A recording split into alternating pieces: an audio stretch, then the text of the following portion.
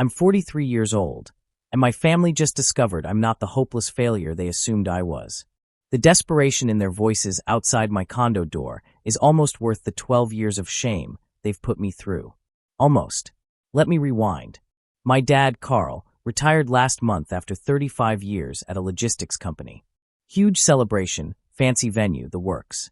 I wasn't invited. Found out about it when my cousin Mia posted pictures on X 2 days prior. The event was at a swanky rooftop lounge in the city. Probably 150 guests. I called my mom, Diane, to ask why I wasn't invited, and she chuckled. Said they didn't think I could swing the train fare to get there, and they didn't want me begging guests for cash. She said it like it was perfectly logical. Here's the deal with my family. I'm the youngest of 3 kids. My older sister, Lauren, owns a boutique gym. My brother, Ethan, is in tech sales. Both married. Both have kids. Both doing well financially. Then there's me. I didn't go to university because I spent my late 20s caring for my grandfather, Walter, when he had dementia. The family needed someone, and I was the default since I wasn't doing anything worthwhile, as my dad put it. I moved into his place, managed his meds, took him to doctors, made his meals. He passed when I was 32. After that, I struggled to find my footing. Started freelancing as a rideshare driver for flexibility and cash. My family decided this made me a loser.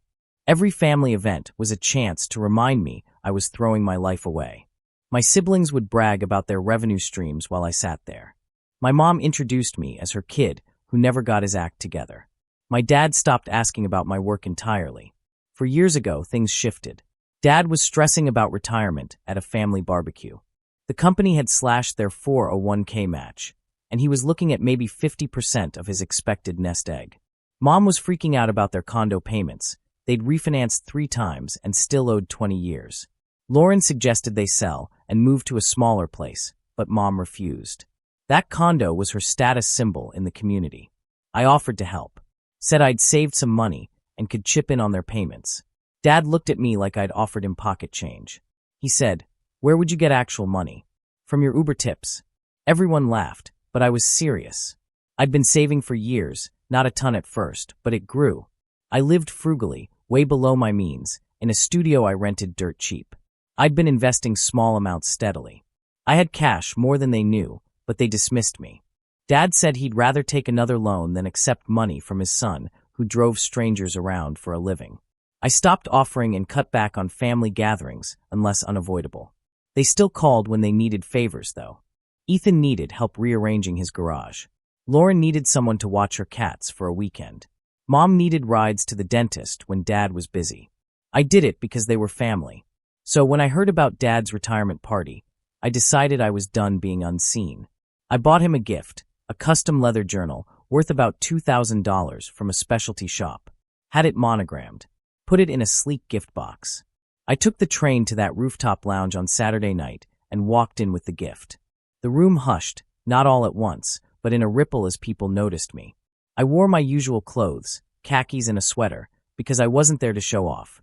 I just wanted to give Dad his gift. I found him by the DJ booth chatting with an old colleague. He saw me and his face went from puzzled to pissed. He said, "What the hell are you doing here?"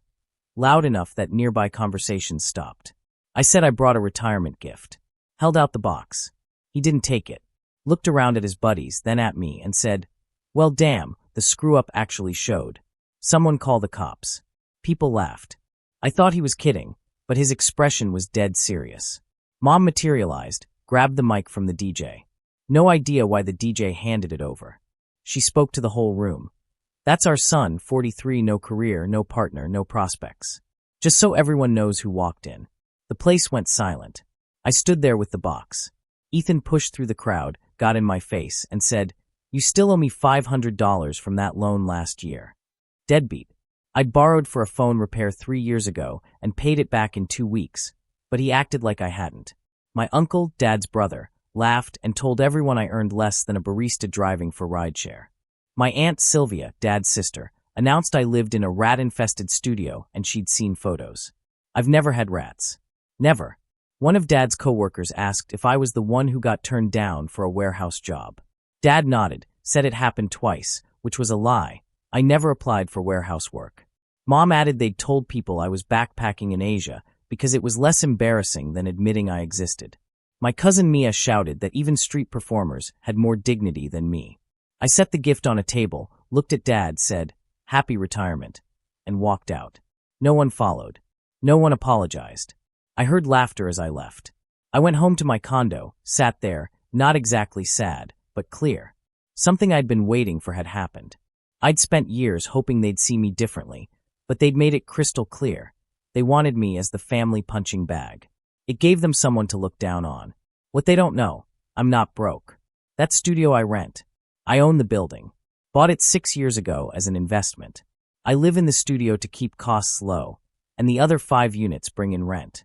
I have investments, not millions, but enough to be comfortable for years. Rideshare driving is just something I do because I like the freedom, the music, no boss. It's not who I am. And there's more they don't know.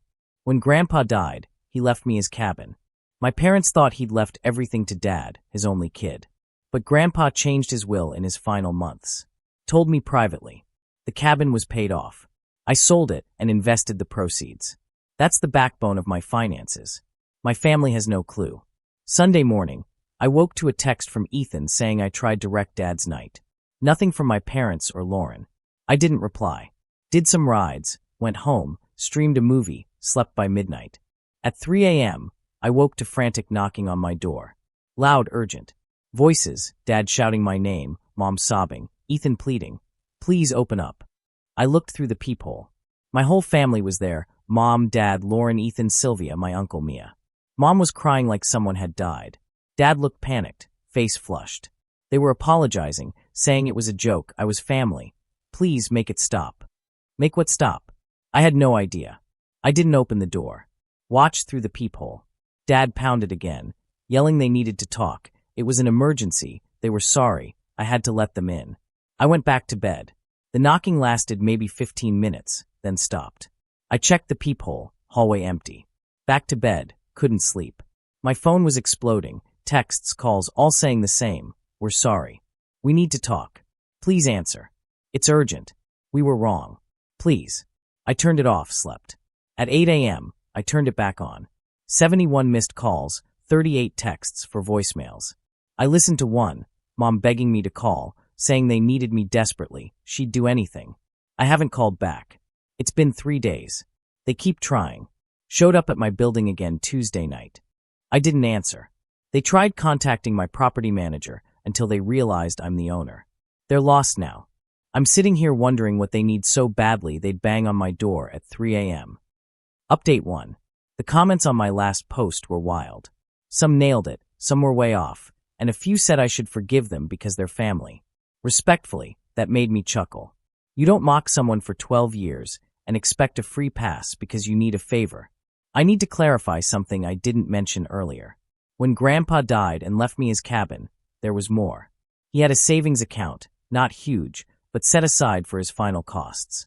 Anything left was meant for Dad, but he changed the beneficiary to me a year before he passed. The bank contacted me, $62,000 after funeral and medical expenses. Dad was counting on that money. When he learned I got it, he was livid. Called and said I should do the right thing, give it to him as his father's heir. I said the account had my name, Grandpa's choice. He accused me of manipulating a frail old man, taking advantage of his trust. Mom got on, crying about how I was disrespecting Dad. How could I keep his money? I said I wasn't giving it up, and if they kept pushing, I'd stop answering their calls. They eased off, but it broke things for good. That was 9 years ago. They've brought it up maybe 10 times since, usually when they're mad. You stole from your dad. You conned a dying man. You're a crook. I never engaged, just let them rant. Wednesday morning, my phone starts buzzing at 6 a.m. Ethan. I don't answer. He calls again. Then Lauren, Dad, Mom, cycling through for 15 minutes. I finally pick up on Ethan's 5th call. He's talking fast, stumbling over words, says we need to meet today. Now if I can, it's critical. They're sorry about the party. I ask what's going on. He says it's an in-person thing. I say no, talk now or not at all. Silence. Then I hear him muttering to someone, probably covering the phone. He comes back, says okay, they'll explain. Says my parents are in deep financial trouble. They fell behind on condo payments during a market crash and never recovered. Been making partial payments for 4 years, but the bank's done waiting. They're facing foreclosure, 60 days to pay $32,000 or lose the condo. I stay quiet. Ethan keeps going, says mom and dad are crushed. They've tried everything. Loan restructuring, denied. Home equity loan, didn't qualify because of debt. Lauren offered help, but her gym's stretched thin. Ethan's got his own issues with a failed startup. Neither can cover this. I ask why they think I can help. Ethan gives a bitter laugh, says they know I've got money. Aunt Sylvia snooped and found out I own my building, checked public records, saw I paid cash 6 years ago. They know about Grandpa's savings in the cabin, know I've been sitting on it while acting broke. I say that's impressive sleuthing, but why should it matter to me? He gets mad, says I'm their brother, their son. I can't let them lose their home. I remind him he called me a deadbeat in front of 150 people 5 days ago. He says he's sorry, they all are, they were dumb, drunk, showing off. Says this is bigger than party comments. I ask if Dad's sorry. Silence. Then Dad's voice in the background, telling Ethan to hand over the phone. Dad gets on, voice unnaturally calm, says we need to talk man to man. Says he knows we've had issues, but family helps family. I ask if he remembers what he said Saturday. He claims he apologized, we need to move on. I say he didn't apologize, he showed up at 3 a.m. begging, not sorry for what he did. He says he's sorry now, they all are, can we focus on the real issue? I ask what the real issue is. He says the condo, the payments, a mess I could have prevented if I'd done right years ago. I laugh, can't help it. Ask if he's really blaming me for his condo troubles.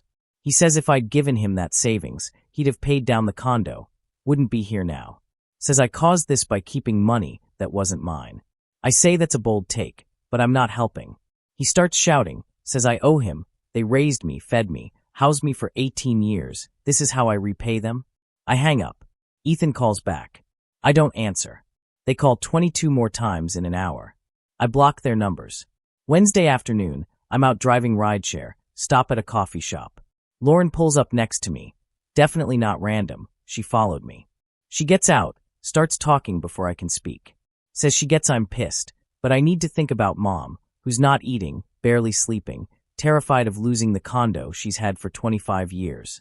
Says this isn't about Dad, Ethan, or her. It's about Mom and whether I'm the kind of guy who'd let her suffer. I say Mom told 150 people she wished I didn't exist. Lauren says she didn't mean it that way. I ask how she meant it. No answer. I grab my coffee. Lauren follows me inside as I pay. Says Friday's the bank's deadline for payment. They're asking for a loan, not a handout. We'll repay with interest if I want. I ask how they'll repay when they can't make current payments. She says once they're caught up, they'll manage. Just need to clear this hump. I walk to my car. Lauren grabs my shoulder, not hard, just to stop me. Says if Mom and Dad lose the condo, they'll move in with one of us. Probably her since her house is biggest, and her husband's already stressed about it. Says this affects the whole family. I pull away, say that's a family problem. She asks if I'm still part of this family. I say I stopped being part when Dad called me a screw-up in front of his colleagues. She says I'm petty, this is people's lives, I'm acting like a kid. I get in my car. She shouts they'll solve it without me, and I'll regret not helping. I drive off. Thursday, they switch tactics. Aunt Sylvia shows up at my building at 7 p.m. knocks. I see her through the peephole, looking remorseful. I don't open. She talks through the door, says she's not here for my parents, but because she cares about me. Says she's ashamed of joining in, that her rat comment was drunk and cruel, she's sorry. I stay silent. She says she's worried about the family, that desperation makes people reckless. Says Dad's looking at a sketchy high-interest loan that'll ruin them for life. Says if I could lend even half the money, it'd buy them time. I open the door. She looks hopeful. I say I appreciate her coming, but I'm not helping people who spent 12 years telling me I'm worthless. She says they never thought that, just didn't get my choices. I ask which choices, caring for Grandpa when no one else would? Living simply? Not flaunting my money. She has no answer, says family's messy, everyone screws up. I say they screwed up assuming I'd forget their treatment. She tears up, hopes I'll forgive them someday. I close the door. Friday morning, I get a text from an unknown number. Mom, using someone else's phone. Says she knows I blocked them, but I need to listen. They're losing everything. Dad's pride is shot. He's ready to apologize properly if I'll meet. I don't reply. 10 minutes later, Another text, Dad, saying he's not above begging. He'll grovel if that's what I want. Name my terms. I block both numbers. Friday afternoon, Ethan shows up with his wife, who I barely know, maybe spoken to 10 times since they married. She knocks while Ethan hangs back. I open the door. She's crying, says she's sorry for disturbing me, but she's desperate. Ethan's having anxiety attacks over Mom and Dad losing the condo. Feels it's his fault for pushing them to refinance 12 years ago. I say I'm sorry he's struggling, but it's not my issue. She begs me to consider it, says they'll do anything. I ask what anything means. She says whatever I want, apologies, therapy, Ethan and Lauren admitting they were wrong publicly. I say I'll think about it. She thanks me, leaves. I'm not helping. I've been their scapegoat, errand boy, and disappointment for years. Watched them dismiss my efforts, mock my choices, treat me like a burden they endured. Now they need me, they're ready to say sorry, admit they were wrong. It's too little, too late. Watching them scramble is the best I've felt in 12 years. Update 2. The comments cheering me on are keeping me going. To the person who said my family belongs on a soap opera, you're spot on. This week's been chaos. Friday was the bank's deadline Ethan mentioned. I knew they'd pull something big. Didn't expect an ambush at the hardware store at 11 a.m. I'm browsing paint samples when my family surrounds me. Mom, Dad, Lauren, Ethan, Lauren's husband, Ethan's wife, even Mia. They fan out like they're blocking my exit. The store's quiet, but enough people around to make it awkward. Dad jumps in, says they need 5 minutes. I say I'm shopping. He says it can't wait. Today's the deadline. They need an answer. I say I never promised an answer, and they're causing a scene. Mom starts crying, real tears. Says she can't believe her son would let them go homeless. I look at Lauren, ask if she planned this intervention. She admits it, says they figured confronting me together would show how serious this is. I ask if cornering me in public would make me care more. She says they hoped I'd listen. Ethan says they've tried reaching me one-on-one, and I've shut them down. This is their last shot to make me see what's at stake. I say I see it clearly, I just don't care. Lauren's husband gasps like I cursed them out. Says that's awful to say about my parents. I ask where he was Saturday when Lauren called me a deadbeat to 150 people. Did he stop her or laugh along? He admits he didn't find it funny, but stayed quiet to avoid drama. I say it's funny he's okay with drama now when it suits him. Things unravel. Dad tells Lauren's husband to shut up, he'll handle it. Looks at me, says they're making a formal offer. Loan them $32,000. They'll repay over 12 years with 4% interest, in writing, legal, whatever I want. I ask why I'd trust them to repay when they can't handle their current payments. He says the market crash tanked their finances. They're just recovering. I say the crash was years ago. His face flushes, says I don't get how tough it's been. I say I drove through the whole crash, risking my health, and he never checked on me. Ethan cuts in, says that's irrelevant. I say it's all relevant. It shows how little they've cared. Mom's tears stop, her voice sharpens. Says fine, let's talk past. Says they treated me this way because I was a letdown. From 18, I made shameful choices, skipping college, caring for grandpa instead of building a career, working jobs that embarrassed them when friends asked about me. Says family gatherings hurt because they had to justify why I wasn't like my siblings. I ask if she's blaming me for caring for her dad. She says that's not it. I could have hired help, gone to school, done something besides giving up my future. I say grandpa couldn't afford care, and no one else offered to pay. Dad says that's because they thought I wanted to do it since I had no real plans. Lauren tries to refocus, says we're off topic, need to solve the immediate issue. I ask what her issue is since she's not losing a condo. She admits it's that Mom and Dad might move in with her, and her husband's freaking out. Ethan says it'll wreck everyone. Holidays won't be the same, no grandparent condo for their kids. I say that's sad, but I haven't been to a family holiday in 4 years, so it doesn't hit me. Mia says I chose to isolate myself. I remind her she posted about the party on X without inviting me. She claims she thought someone else did. This drags on for 25 minutes in the paint aisle. Employees are eyeing us. Customers are dodging our group. Dad keeps circling back to the money. Mom's crying, stopping, crying again. Siblings and spouses are contradicting each other on who's to blame. I say I'll consider helping on one condition. They lean in. Dad asks what. I say they must apologize publicly at the next family event, in front of everyone from the party, listing every lie they told about me, admitting I'm not a loser, that I have money and property, and they've treated me like trash despite knowing I could help. Silence. Dad's face goes from hopeful to enraged in seconds. Says no way, he won't humiliate himself in front of colleagues. I say it's funny he was fine humiliating me in front of them. He says that's different. I ask how. No answer.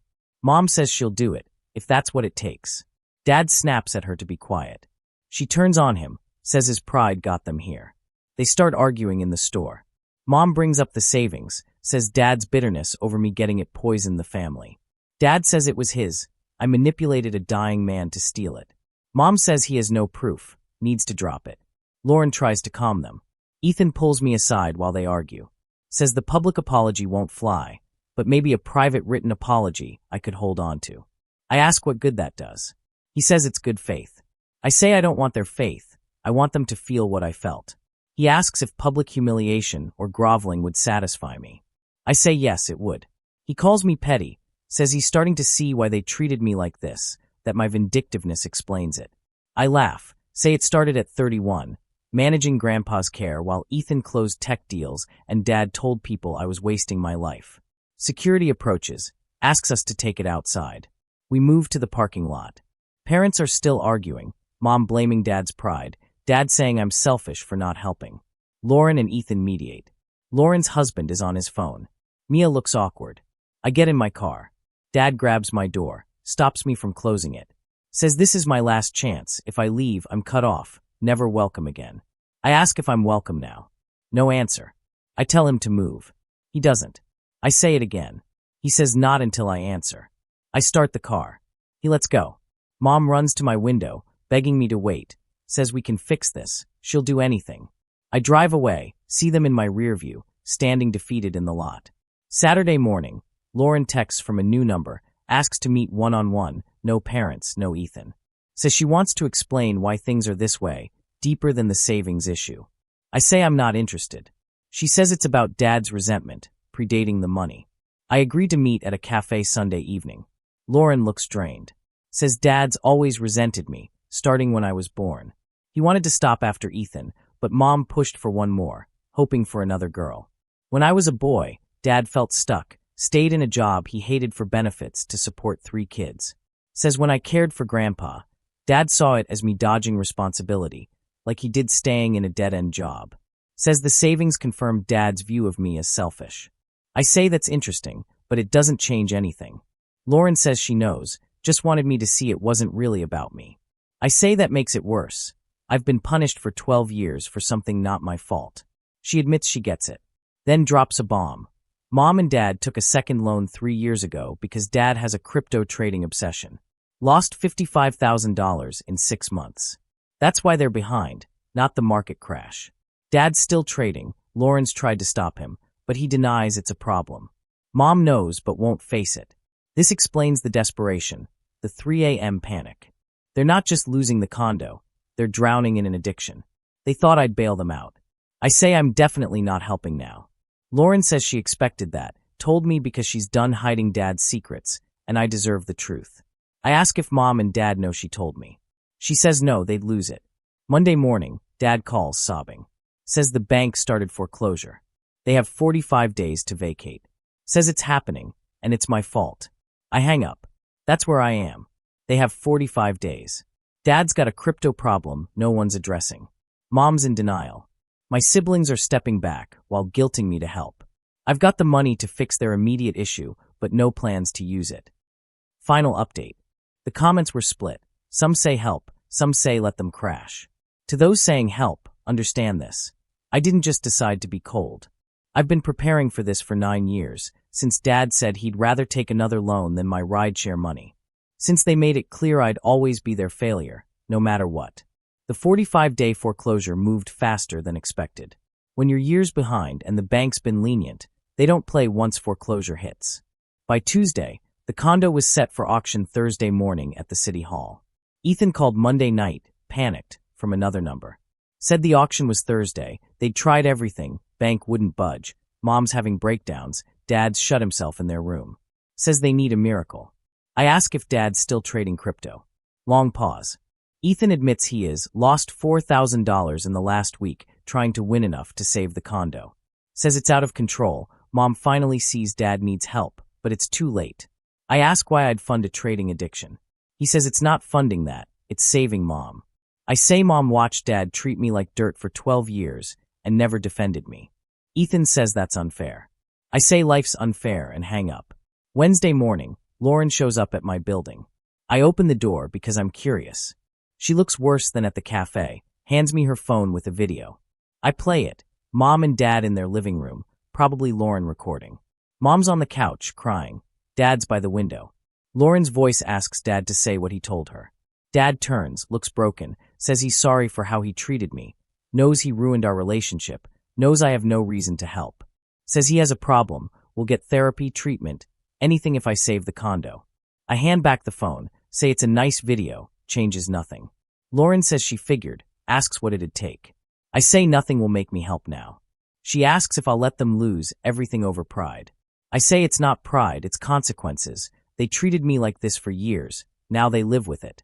She says I'll regret this when they're homeless, family forgives. I ask if she'd forgive someone who humiliated her publicly.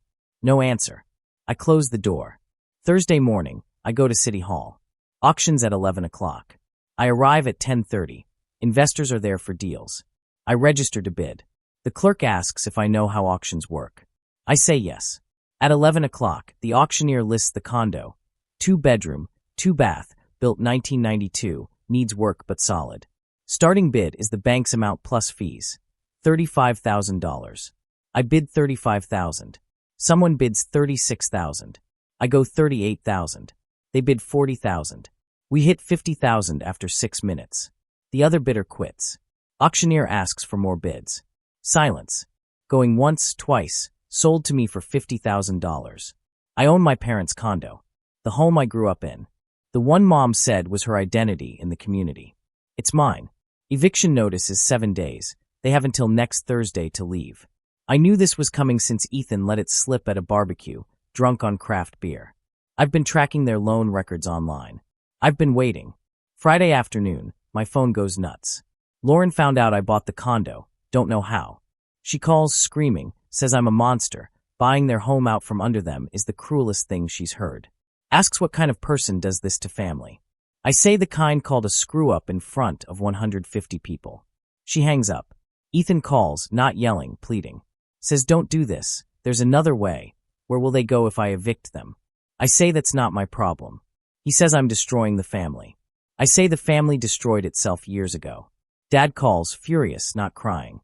Says I'm cruel, vindictive, he's ashamed I'm his son, worse than he thought. Says keeping the savings was bad, but this is unforgivable. I ask if he recalls what he said at his party. He says it was a joke, get over it. I say I am over it, just ensuring he feels the same humiliation. He yells. I hang up. Saturday evening, they all show up at my building. Mom, Dad, Lauren, Ethan, their spouses, Sylvia, my uncle Mia. Pounding on my door at 9 p.m. loud enough my tenant above texts, asking if I'm okay. I say it's just family nonsense. Through the peephole, Mom's sobbing, Dad's flushed and shouting. Ethan's trying to calm them. Lauren's banging the door. They're yelling over each other. We're sorry. You can't do this. We're family. This is too far. Talk to us. Goes on for 50 minutes. I sit on my couch, sip a coffee, watch a show with the volume up. They leave. Sunday morning, Mom texts from her phone. They're not leaving. I can try to evict, but they'll fight. She's been there 25 years. I can't take it away. I reply I can, I own it, and if they're not out by the deadline, the sheriff will remove them. She texts I'm horrible. I don't respond. Monday, Sylvia calls, offers $70,000 for the condo. I say it's not for sale. She offers $80,000. I repeat it's not for sale. She asks what I'll do with it. I say I haven't decided, maybe rent it, sell it later, or let it sit. She calls me heartless, hangs up. Tuesday morning, I drive by the condo. Cars in the driveway, they're still there. I park nearby, watch. Dad comes out for the newspaper, looks haggard, sees my car, walks toward me. I start the engine, drive off. Wednesday morning, Ethan shows up with a new pitch. What if they pay rent to stay? They can't afford much, but we'll scrape it together. Dad's vowed to stop trading. They'll all pitch in. I ask how they'll pay rent when they couldn't pay the loan. He says they'll figure it out. I say no, I don't want them in my condo. He says I'm irrational. I close the door. Thursday's the deadline. I drive to the condo at 8 a.m. A moving van's there. They're leaving. I park across the street, watch. Lauren and Ethan carry boxes. Lauren's husband directs the van. Mom stands on the balcony, staring at the condo. Dad's not visible. I get out, walk over. Ethan sees me, tells me to go. I say I'm checking my property. He says they're moving. Isn't that what I wanted? I say I wanted them to know what it's like to lose everything because of someone else's cruelty. Ethan says congrats, they get it. Am I happy? I say I'm close. Mom sees me, walks over, face red from crying but dry now. Asks if I'm satisfied. I ask if she remembers saying she wished I didn't exist to 150 people. She says she was drunk, embarrassed, didn't mean it. I say she's had 12 years to not mean it, and said it anyway. She slaps me. Ethan pulls her back. Dad comes out, carrying a box, sees me, drops it. Stuff spills. He doesn't pick it up, walks toward me. I brace for a hit, but he stops short.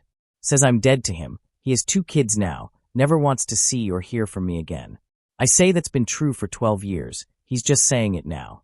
He turns, goes inside. They finish loading by 1 p.m. I watch. Lauren glares. Ethan avoids my eyes. Lauren's husband says I should be ashamed. Mia says I'll regret this. Sylvia shakes her head. Mom's the last to leave, stands at the door, staring at the condo, then gets in Lauren's car. They drive off, then following. I wait, then enter with my key. It's empty, echoing. I walk through, my childhood home, 18 years of memories. Now it's mine, just walls and ghosts. I lock up, leave. My phone's a mess. Distant relatives calling me awful. Dad's friends saying they can't believe it. Ethan texting that Mom and Dad are crashing with him. His wife's livid, it's my fault. I block everyone. My condo's quiet. No banging doors, no desperate calls, no begging. This is what I wanted, for them to feel my pain, to lose something vital because someone they trusted didn't care. I got it. I won. They lost their condo, their pride, their security. Dad's crypto addiction is family gossip now. Mom's community status is gone. My siblings deal with the mess. Everyone knows I could have helped and didn't. Some will say I went too far, should have been bigger, family forgives. But my family taught me people will treat you as badly as you allow. When you stop allowing it, when you enforce consequences, they'll call you the bad guy, cruel, heartless. Maybe I am. But in the mirror, I see someone who won't take their garbage anymore, who made them pay for 12 years of shame, who put himself first. The condo's mine. They're gone.